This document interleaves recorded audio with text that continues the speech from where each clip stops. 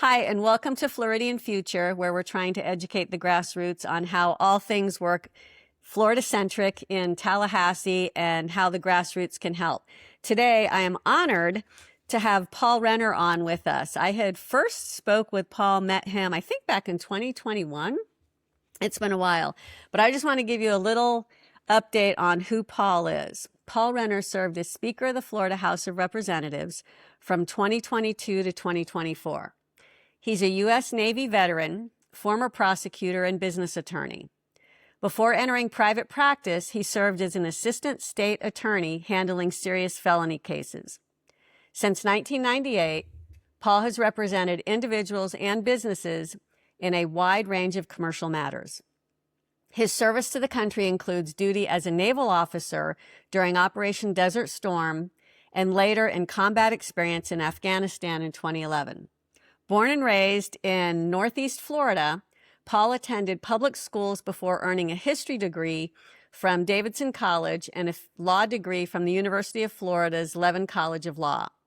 Elected to the Florida House in 2015, he led the chamber as Speaker of the House before concluding his service, where he was termed out in 2024. By the way, we really miss you in the House. He has been a scholar in residence at the James Madison Institute, a senior leadership fellow at FIU's Adam Smith Center, and a senior fellow with the Flagler College Institute for Classical Education. Appointed by Governor Ron DeSantis, he also served on the Board of Governors for Florida State University Systems. Paul lives in Palm Coast with his wife and 2 children and is currently a candidate for governor. Paul, welcome, and thank you so very, very much for joining me here. Great to be with you. So I wanted to, in light of the fact that you, again, started as a citizen with a law degree and all that, you were a prosecutor, what motivated you to shift from prosecutor into public office?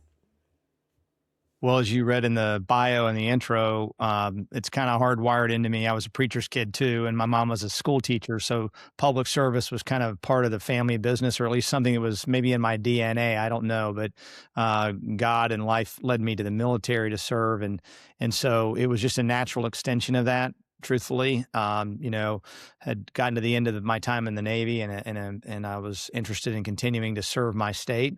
And so that opened up. And of course, we're a citizen legislature, different from Congress. It's full time with no term limits.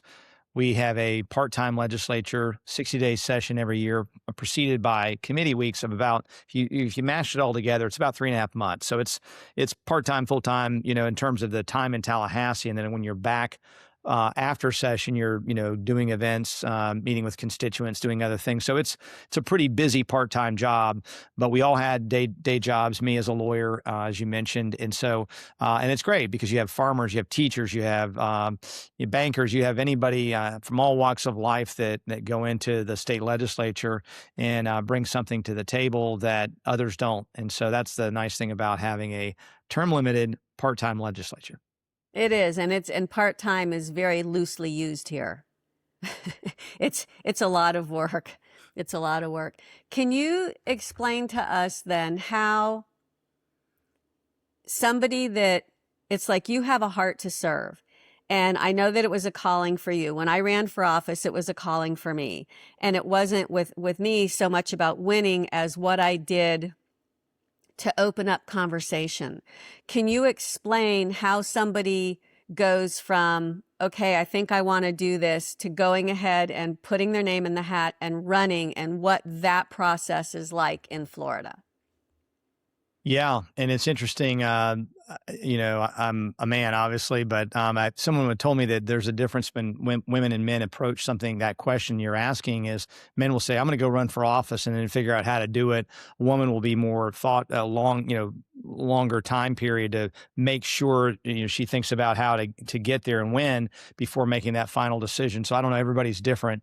For me, it was something where the seat opened up pretty abruptly, and I had to make a decision whether to go through and file or not. So I did.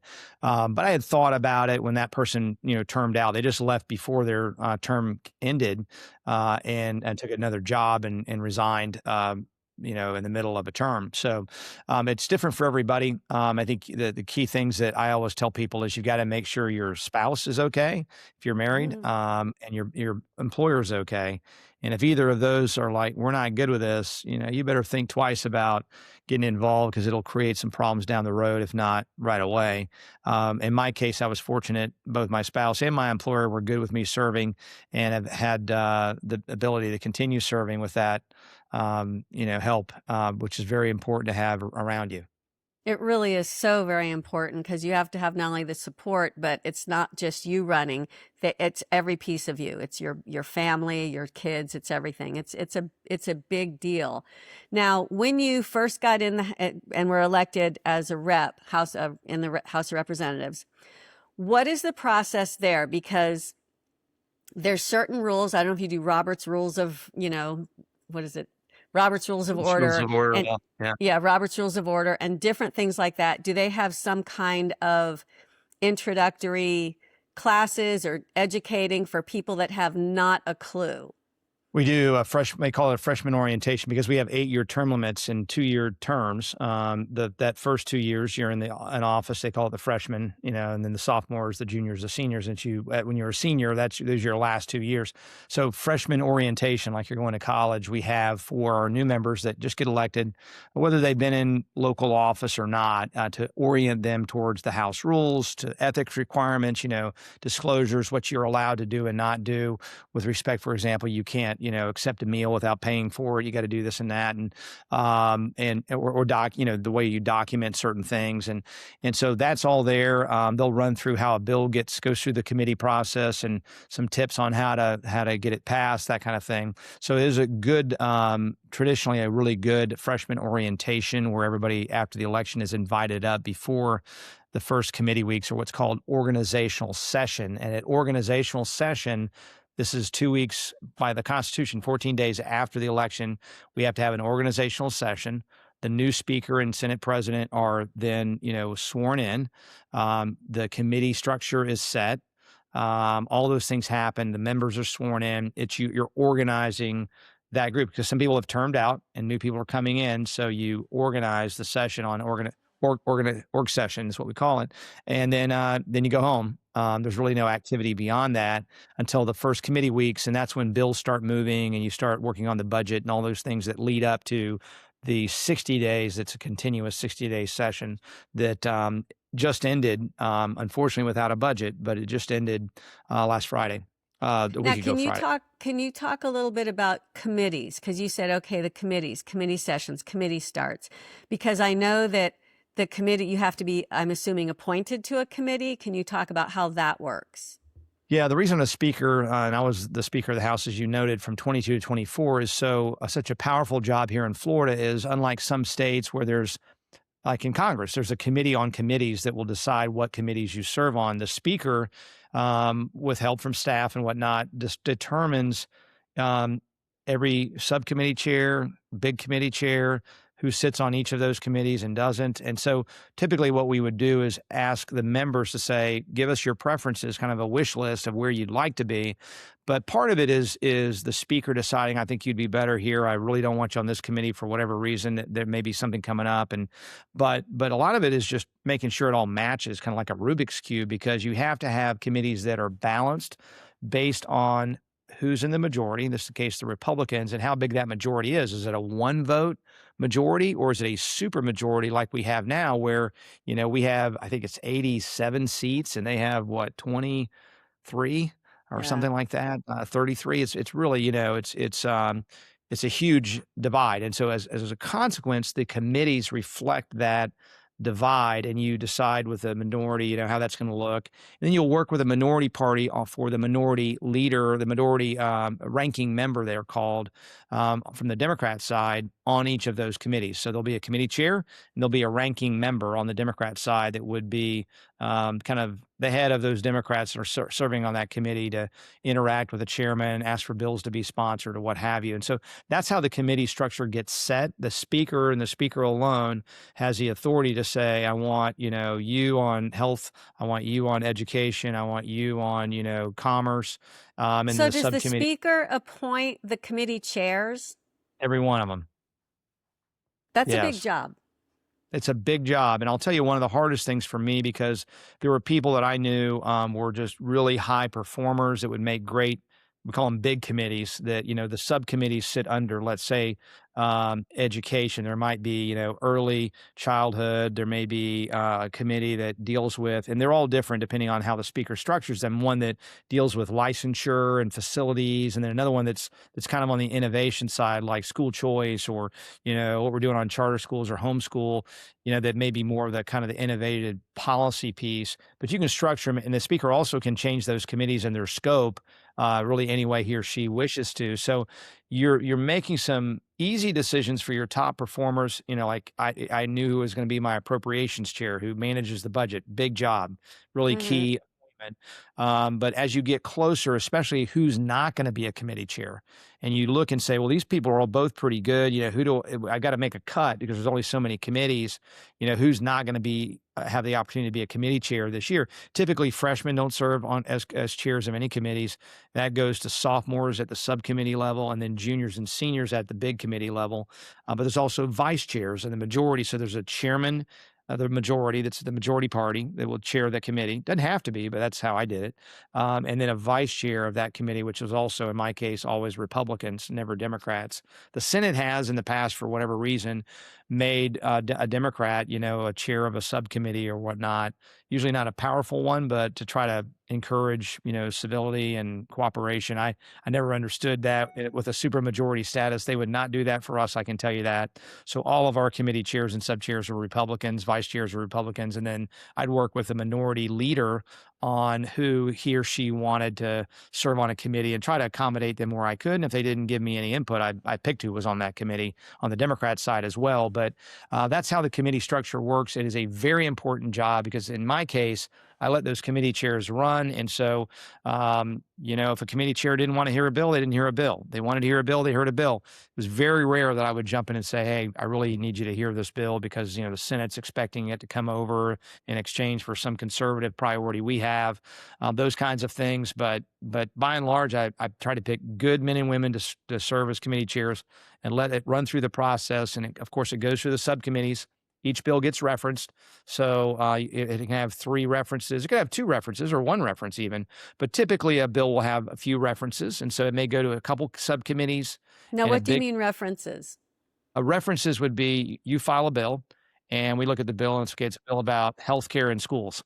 And so we are going to say, okay, it's got to have a healthcare reference. It's got to have an education reference at the subcommittee level. And then maybe it goes to either, if it's mostly about healthcare, it may go to the big healthcare committee as the third stop along the way to the House floor.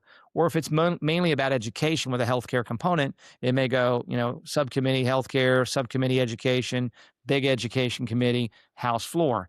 And so it has to pass at each committee level. If it fails at any one of those points, it's dead. If it fails to get past a first committee, it's not eligible to be heard as an amendment on the floor, for example. And so the process is very unforgiving. You've got to keep moving those bills because that 60-day window is not, all those committees stop, they stop meeting about halfway through because you're working on budget and bills going back and forth from House to Senate from the floor. And so those subcommittees are meeting in the weeks in advance of the session. Bills are going through or not going through. And then at a point earlier in, like say week 5 or whatever, subcommittees stop meeting altogether. And so if you have a bill that is referenced, you've gotten through one committee, but the second committee is a subcommittee and that committee doesn't meet anymore because you're out of time, your bill's dead. If let's say the subcommittees have stopped meeting, but in my example, you got through those first 2 subcommittees. Now you got to get to the education big committee and it's going to meet for another couple of weeks. You got to get to that chairman and say, will you please hear my bill, before we time out and get that bill heard? Then you're eligible to be on the House floor. Doesn't mean you do. And that's where the rules chair, gets involved to say, okay, we're going to put this or that on the House floor.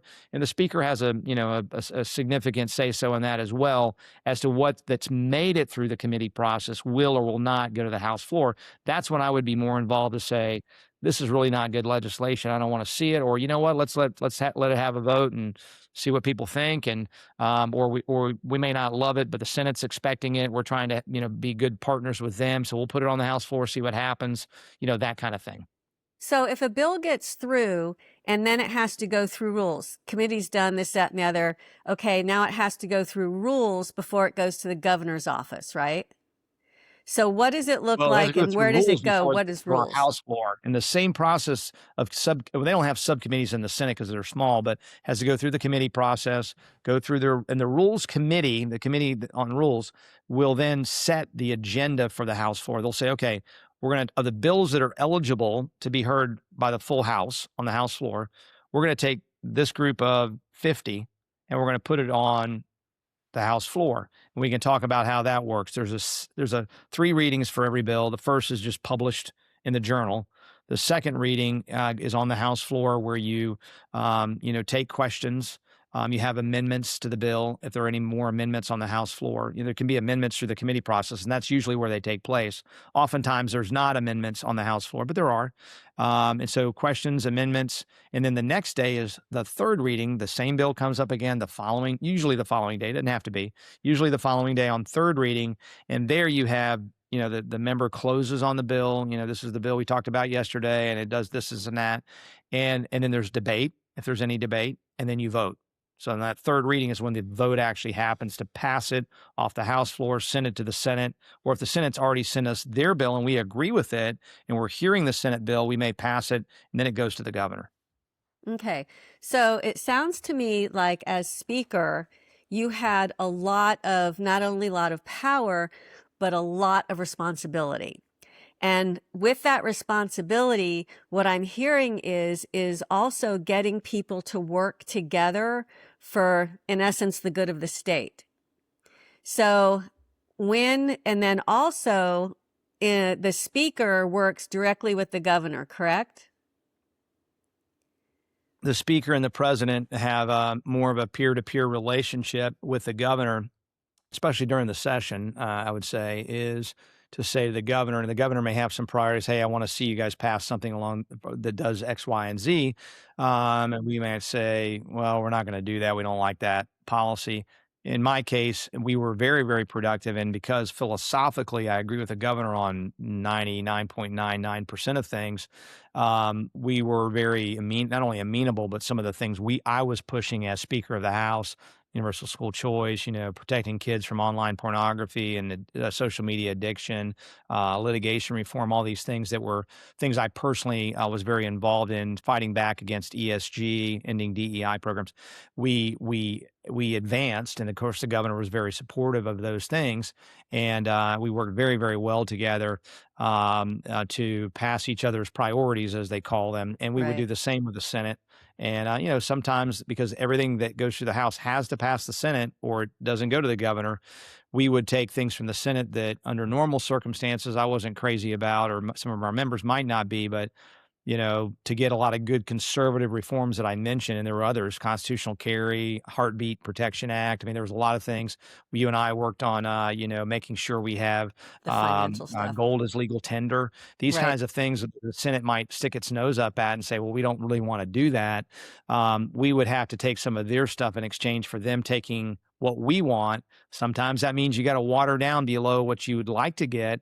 Like in the case of constitutional carry, would have been happy to do open carry. They didn't really want to do open carry at all. They didn't at all. And it wouldn't have passed. The constitutional carry, the permitless part, would not have passed if we had put open carry on there. So that's the interplay House and Senate.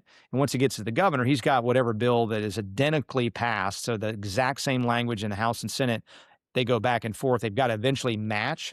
And so you'll make little amendments. Sometimes they're already the same, but sometimes you have to make big amendments or little amendments to match them up. So it's the same bill that's going to become a law, send it to the governor, and the governor either thumbs up with a signature or he vetoes and says, you have to override it if you want to, but I don't like the policy. And that happened very occasionally, but not in our case. Well, actually, it did happen one time. Well, here's what I want you to do. I want you to do a little bragathon, because when you were Speaker of the House, so much got done that really advanced Florida's sovereignty. And between you and DeSantis, please do a little bit of a bragathon, because you got a lot of legislation passed. And it seems to me that from my perspective in going up there and working with Tallahassee, the energy was different. It was much more, okay, we got to get this done. Okay, we got to work together than it has been in the past year or so. So please do a little bit of bragathon on how much legislation you got done and how you really helped preserve a lot of Florida's freedoms. Well, as a veteran, I'm mission focused, and so when I came into office, I knew I was going to be speaker. My mission, my goal was to put as many wins on the board, conservative wins. You know, as you mentioned, you know, I was an architect of the free state of Florida. Really, from the legislative standpoint, I was the architect with the governor, but building that brand that we love so much. So it was universal school choice, pushing back on ESG, which is a kind of a globalist effort to control our companies through our retirement funds, where they, you know, no matter what happens in an election, they're trying to force them into kind of a left wing platform. We Well, it push back seems to against me that. that you all also were one step ahead of the game, because I'm a watchdog for things financial with coming down from the World Economic Forum and, you know, all these, the 2030 agenda. And it was like we were the first ones that banned CBDC, which is now being rebranded.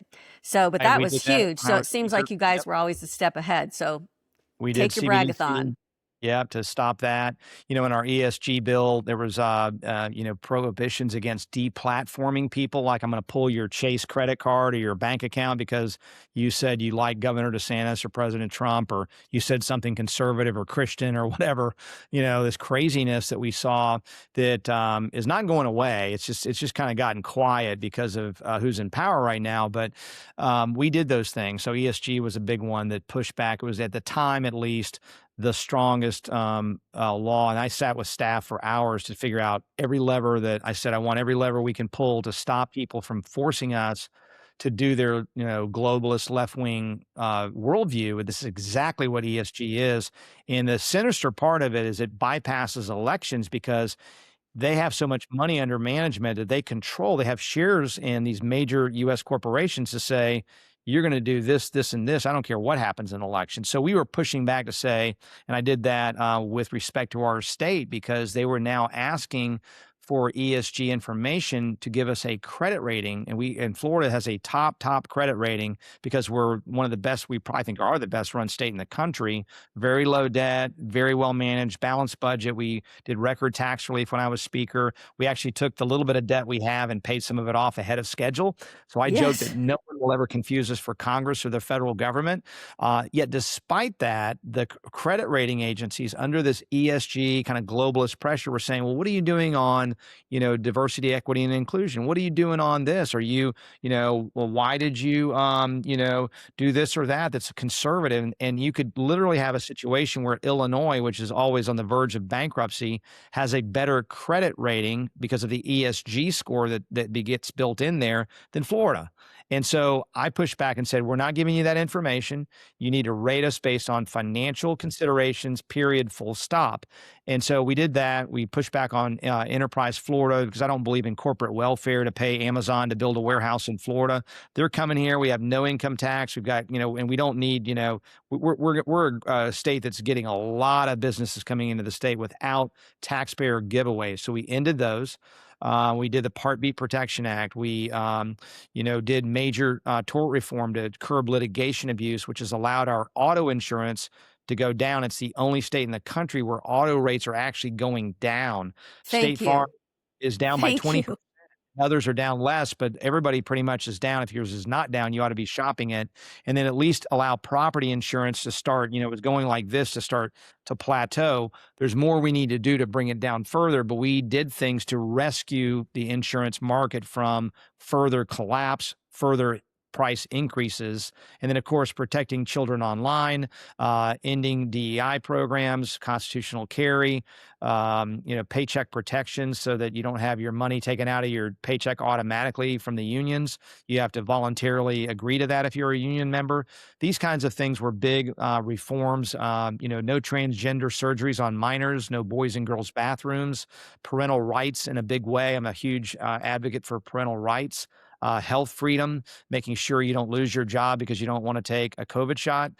These were things that were very, very consequential. And the Governor DeSantis recently said, and he said a couple times in the last couple weeks, and then prior to that, that those 2 years I was leading the legislature were the two most consequential legislative sessions of any state, any time in our history, which is a nice compliment because, again, we focused on less talk, more action kind of leadership. And that's what I've done as a statewide leader is focused on being a no nonsense, get it done. People want somebody who's going to solve their problems, not somebody who's going Right.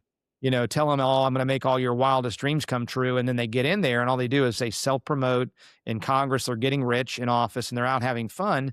And they forget about we, the people. We need men and women. We have them in the legislature, but you got to have good leadership. And so Right. we And people that are in office that are really going to go after the problems. right. And I have two questions for you. One, I do want to basically reiterate when you were talking about what Florida did, because I work with people within several different states. And when Florida did the legislation, Florida has the most robust legislation to keep people from getting debanked for all the credit scores, for the memes, for any of that. We will never, ever, ever be the Canadian truckers, not in Florida. Right. And so Florida has been leading the way in so many areas, so many things, which is great. I want you to talk about how, because as a citizen, I want those enshrined in law. I don't want it to be an EO. I don't want anything that can slip away. So how could we make it more solid? Is there more or what more do we have to do? So if you go down that rabbit trail for a second there, to what more is there? I mean, I know what more there is as far as on a financial thing, as far as ensuring, and these are my issues that I want to get through, is ensuring that we always have an analog and cash presence, that we're never forced or coerced into using digital, because the digital, two things. A, we live in Florida. We have hurricanes here. Nobody's digital is going to work when there's no electricity. B, that's like a link into the complete digital control grid. So that's one of my issues. Yeah. But if you can just talk about how going forward, we can make sure that Florida stays free. Well, I said to someone in an interview that certainly if there's a Democrat, the 10th Amendment will get a CrossFit workout every week in Florida when I'm governor, because we have to exercise our own sovereignty. We do have to codify these things. We did that after COVID with a lot of things that were working. I mentioned some of our health freedom initiatives that may have started out as an executive order or not, but those can easily be taken away. And then, legislatively, it's important because now it's the law of the land. It's hard to undo that, but it's not impossible. The best, most secure way is through the state constitution. I mean, we don't want to muck up our constitution with every, policy idea, even the good ones, but you've got to get to that 60% threshold. But and even that's not permanent, but it's the closest thing to permanent that you can get if you want to put it in the Constitution. And so we always have to look at that as to whether we have concerns about, and I share your concerns that we're entering this world where literally humanity is under threat, whether that's from social media, AI, that just gets, where you have these artificial intelligence entities that are kind of taking off on their own. And we have to be very careful. And in the case of the globalist and ESG, they call you, your credit card doesn't work one day. And what's going on? Well, you've spent too much money on things that you're outside your carbon footprint. So we've cut you off. I mean, that kind of big brother totalitarian system at scale is possible with technology today. And I can just tell you, that ain't happening if I have anything to do with it. They already have the mechanisms in place. Proper. Yeah. So, and then my other thing is, and I should have brought this up at the beginning, but so what was the process for you to become the Speaker of the House? How does that work? Yep. So the majority party gets to select their speaker, and then the minority party gets to select their minority leader, is what they're called, that would ostensibly be the speaker should they win the majority at some point. So literally, the class, that I got elected with would meet and vote, and that's how this worked. We, had a time together, and during a session together, our new rules, require you to at least serve a session together. At the end of that first session, that's when the class can say, okay, we like this guy or this woman or whatever, and that puts you in line. But it doesn't make you speaker really. It makes you kind of the class leader. But ultimately, the whole Republican caucus, about a year prior to you taking over, has a designation ceremony. And before that, there is a nomination process. And typically, if you're doing a good job and you've gained the trust of everybody in the caucus as people have come and gone, and you've maintained that leadership respect, then there's nobody that runs against you. You get designated, usually the September or October before you, in my case in 2021. And then in 22, after that election, those last 2 years, my senior term, I was the Speaker of the House, and from 22 to 24 after the 22 election. And so it's your classmates first, and then it's the caucus, the Republican caucus. And there's a ceremony when you're sworn in where, just as part of tradition, that the Democrats will say, we withdraw our nomination for our person, and it's unanimous for the person they know is going to be Speaker anyway. It's just a nice kind of one thing of civility that's left, I guess. They'd love to have their Speaker, but that's the way it works. And so and then once you're designated that year prior, as long as you have to win your election, obviously then it's happened where a speaker that's in line to be Speaker, which happens earlier in the process, loses an election and they're out. That's how Wow. Steve What Crisafulli. happens then? Yeah, well, Steve Crisafulli was Speaker. It was supposed to be Chris Dorworth. He lost his election in Central Florida 4 years out. And so Steve Crisafulli came in. He was the Speaker, designate the 2 years prior to being Speaker. You run the House political campaigns. So in my case, from 2020 to 2022, for 2 years, I'm out raising money, recruiting candidates, doing polling. I had a staff with me to make sure we brought back a Republican majority. And I was in all these races trying to figure out how are we going to, along with the candidates, obviously, they're raising money and running their own race with their consultants. We would layer in with more money or help them with advertisements or do whatever we could do to give them whatever advantage to win, to bring back a strong Republican majority. And in 2022, we elected the record number of Republicans that was repeated then in 2024. We elected 85 in 22, which is the most we've ever elected in an election year. And then that happened again in 2024. We lost one, won one, and brought back 85. And so we've had 80 being a supermajority of our 120 members. And so we've had a very strong majority when I was Speaker. You could do what I did with 65, 61 being a majority, but it's nice to have those extra members. That allows you to do some things with the rules that we never had to do, but they know that if we had to, we could. That's really great. So then because again, we're trying to raise up the grassroots to help people. And another thing I'm trying to do is encourage people to run for office, encourage good people to run for office, because I think a lot of people are afraid to run. It can be daunting. Again, pray about it, because from my perspective, I'm a very strong believer, and I believe that God had prompted me to run. And it's interesting, but you lost. I didn't really lose. I may have lost the seat, but if I hadn't done that, I wouldn't be sitting here talking to you right now. So God has his plan. I do believe, though, that people should run. Good people should run, because I think there needs to be debate on different issues. So as speaking for the grassroots people, how can we rise up to help move legislature? How can we rise up to help basically hold our representatives' feet to the fire in between elections? Because a lot of times people will run on something and they get in there and it's like they get amnesia and they forget about what or who they're representing.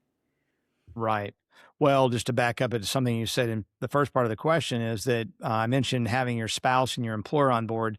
You better, if you're a believer, you better be praying about it. I certainly did. And my first race, I lost by 2 votes. And so you say, well, you lost, I thought you were called to run. And I did feel that way, but I would not have been speaker had I won that race. And that's a fact. I know that for sure. The way Wow. things were playing out, very little chance I would have ever been speaker there, and really hadn't thought about it when I ran and lost that race by 2 votes. It was only afterwards that that opportunity came around. But and so you got to pray about it and know that whatever his purposes are, you should be comfortable and just act in faith and obedience. Let the outcomes, let God worry about the outcomes because they're all up to him anyway. That's But true. with respect to grassroots, you do have to hold people accountable. It does matter to go up to Tallahassee. It does matter to go to your members, local office in the off season and try to schedule a meeting to say these are issues that are important to us.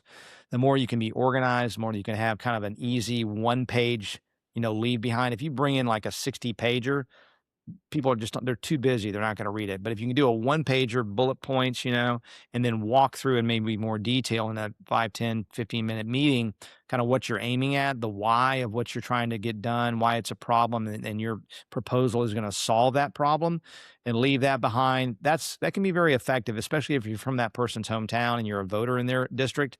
And so it does matter.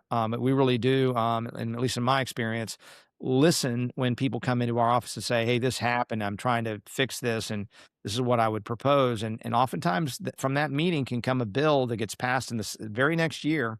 Not always, but that can happen at least at the state level. Now, Congress is another deal, but at the state level, we were able to really take some things that we see, okay, this is a problem over here we haven't rectified. We're going to have to change the law to accommodate something new technology like AI Bill of Rights, and putting guardrails around AI would be a great example of that. And Right. so, but showing up and people knowing that you're going to hold them accountable, and then the bigger you are, the more organized you are, the more influence you have, the more those politicians, the ones that need a little, you know, nudging, if you Incentive. will, yeah, will, they operate in the rewards and fear, realm too. If they're not principled and just you can say, and there's a lot, unfortunately, there are people that are that way. I feel I am certainly that way, but that are just going to say, hey, this guy's a conservative, just wind him up and let him go because he's going to be fine.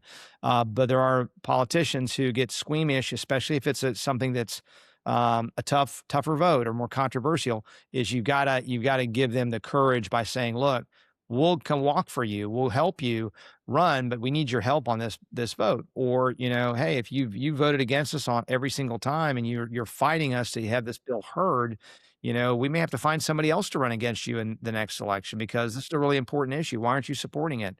Those kinds of things are oftentimes, and you have to, use good judgment on how you say that. Right. But sometimes you have to say it bluntly, like, look, you're not a conservative, you're not going to support this. And if you don't, we're going to find a primary candidate who's going to take you out. Good advice. The other thing that I try to tell a lot of the grassroots people is that you have to understand that you may be an expert on this one issue, and the people that are elected, it's like you were saying, they're pastors, they're teachers, they're not experts on that. So we may need to educate them on the pros and the cons of the different issues, because we're also up against lobbyists who are paid by big companies to come in. So Well, that's right. in respect to your time, I have one last question for you. Are you ready? Yeah. Okay. If you had 8 years to future-proof Florida's freedom, what would you prioritize? Well, as governor, it would be affordability. I mean, bringing down taxes, insurance, electric bills, healthcare bills. I've got a plan to do all four of those. We don't have time to go in details, but if you want to solve a tough challenge in the future, you go to somebody who's solved tough challenges in the past, and I'm the guy that's done that. So I would put that at the top of the list, but there's so many more things. We've got to get our education right. If we indoctrinate kids, we're not going to have a country very long. We've got to make sure we're doing that, protect election integrity, enforce our laws, fairly but firmly. All these things are important. And so, and look out for threats. I think there's a threat on the left from China. There's a threat from Islam, frankly, I think that we need to be mindful of and realistic about. The threats from AI. There's opportunities in AI, but there's certainly threats. You mentioned CD, some of these digital currencies that would be a tremendous threat to our civil liberties. And we saw what happened during COVID with the technology. It could be even worse next time, or whatever the next iteration is. You got to We have just need people. guardrails. You got to have guardrails, and people are willing to stand up against a lot of pressure and say, not in my state. The governor did this. This governor did it. I did it with him on a number of issues during COVID and beyond. Amendment 3 and 4. That's another area where you've got to have somebody. It's not in the governor's job description or the speaker, but I campaigned, donated $2 million, out of our political committee I don't have to use now. And you've got to have leaders who are willing to go and beat the other side wherever they try to get a little, the camel's nose under the tent and push that camel out, so we protect what we have here in the free state of Florida, and I'm committed to doing just that.